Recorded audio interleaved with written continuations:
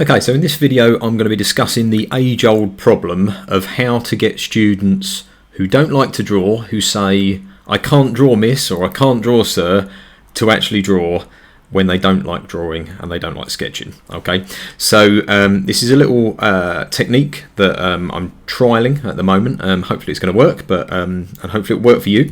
But this is what we're going to try. So the process goes as follows. You're going to set two students together, but this could also be done with a whole class potentially, or also done with one student and a friend, a colleague, a family member, for example. And the task goes as follows. So student one, the designer, I suppose, they're given a certain set amount of time, maybe 5 minutes, something like that, to explain a design concept for a design idea. Okay, so they're going to come up with a new concept for a design, and again, if you've been following my other videos, it's probably going to be in line with the context. So it's about getting those first sketches up and running for those kids who just don't like sketching. Okay, so you give them about 5 minutes to draw out or to write out, I suppose, what their idea is, to explain it fully. Okay, now you could at this point give them a few cues as to what they're supposed to talk about. Okay, so when you're describing a design idea, you're probably going to talk about form and function mainly. So you're going to talk about how it works, what it's made of, what colour it is, what all the parts are. So you could give them a series of kind of pointers, but it's not completely essential because the process will work its way out, and I'll explain that in a second. Now, if you've got students or a mix of students where some who just don't like drawing and others who are super confident, what you can also do is the ones who like sketching and like drawing, you can get them to sketch out the idea as well as annotating it and describing it. So it means it can be fully inclusive as an idea. Once they've, the time's up and they've kind of come up with the concept, so they've described their idea and maybe written it out, or they know in their head exactly what they're going to say effectively, what they then do is they then turn to another student, their friend, their colleague, their family member, whoever it is, and they explain their design to the other person, who then is supposed to try to draw it exactly as described. It's kind of a little bit like reverse Pictionary, I suppose. Yeah. So as this process is going forward, so as student 2 is drawing and the student 1 is explaining the idea, okay, they're encouraged to do things. Okay, so student 1, the person who came up with the idea, is encouraged to explain the idea, obviously, as they would, but as the drawing is progressing, they should talk about all the inaccuracies in the drawing. So if they say, draw a rectangular cuboid, and they draw it and the proportions are completely wrong, then it's for student 1 to come in and go, "Oh, no, the proportions are wrong, it's a little bit shorter, it's a bit wider than that," so on and so forth. So you're correcting the inaccuracies as you go through, so it might mean that the sketch develops as it goes through on the page, as you're kind of correcting student 2. Now what student 2 is asking to do is, when they get stuck, as in they're not hearing enough from student 1 about the communication, is they go back and they ask questions. So they say things like, "Is it like this? I mean, what material is this? Do you mean like that? Is that the right thing? Is that the shape of the foot that you was talking about?" They ask questions as they need to. And this is what I was saying, you don't have to get the explanation or the specification criteria quite right, because it will come out in the wash effectively. As student 2 is asking the questions, student 1 will quickly see what they've missed off in their annotation.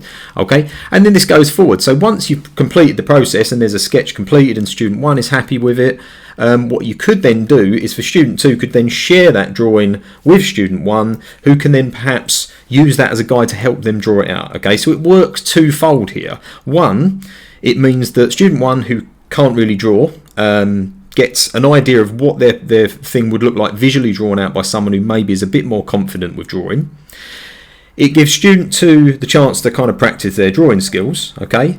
And it also highlights for maybe the people who are better at drawing, okay, who maybe have sketched it out as student 1, it gives them the chance to test to see if their explanation skills and hence their annotation is good as well. So it serves a lot of purposes there. It just means that people who can't draw hopefully will get a visual idea that they can then add their annotation to, and it will be really comprehensive as a design. But it also means that the ones who maybe can't explain, when they get asked lots of questions, it will pick out all of the things that they need to add in their annotation to make their design idea better. Okay, so in a few seconds I'll put this over and you can see the actual process hashed out between myself and one of my colleagues.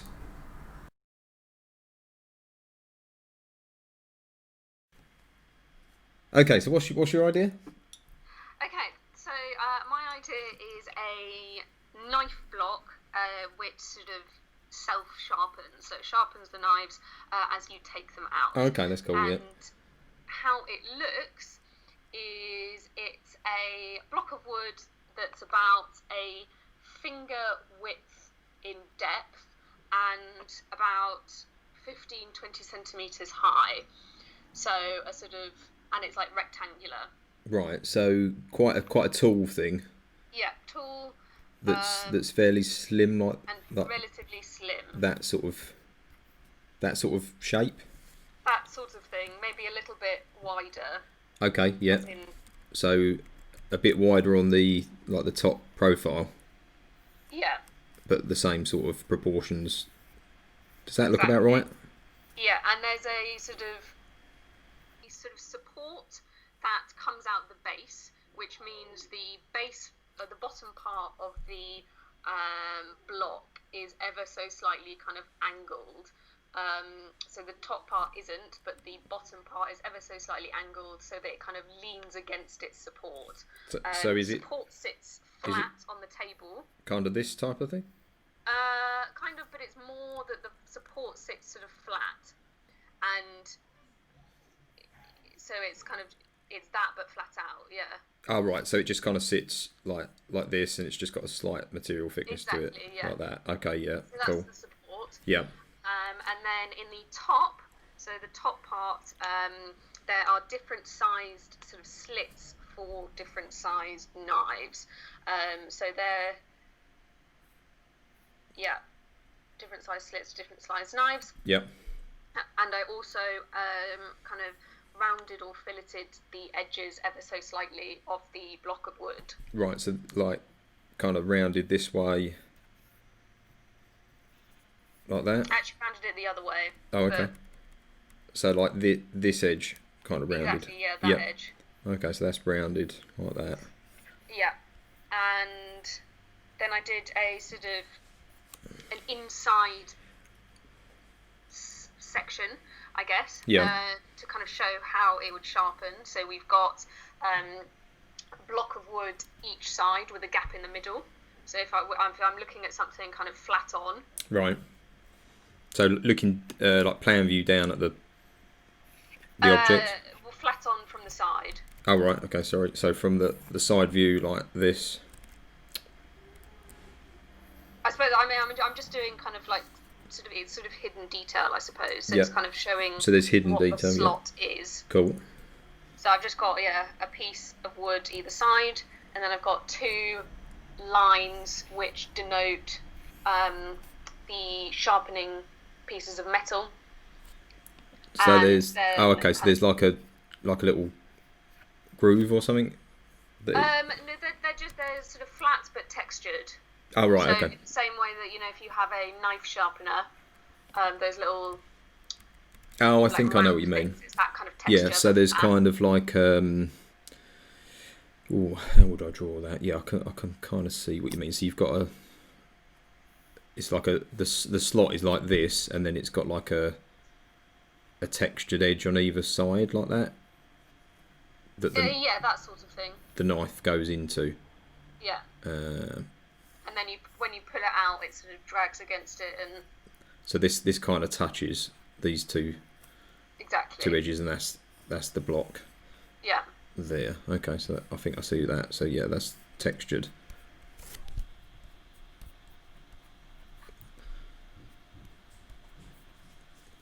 So it's like what are they called those things? Uh, Ooh, like a steel, like sharpening steel or something. yeah.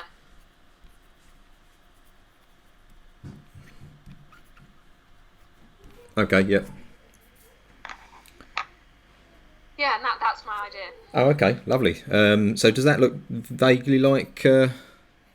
A little bit. Yeah, cool. What about materials and colour and stuff like that?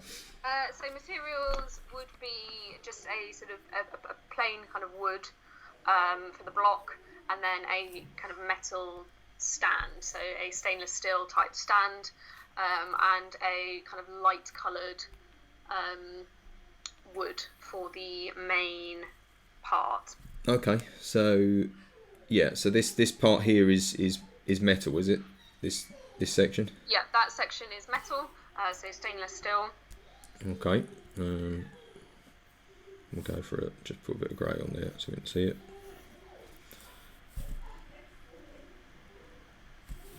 Okay, and then a lightish colour would like a beach or something for the this main block part. Yeah. Okay, so we'll just go for a sort of a light sort of colour.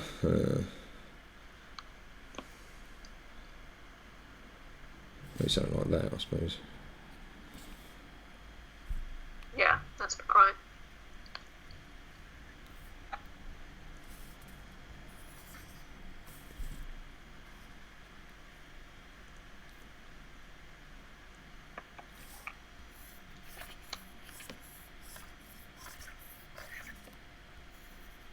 There we go.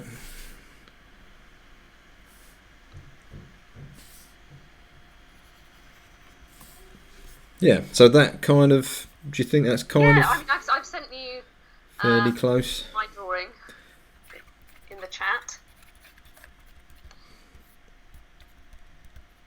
There we go.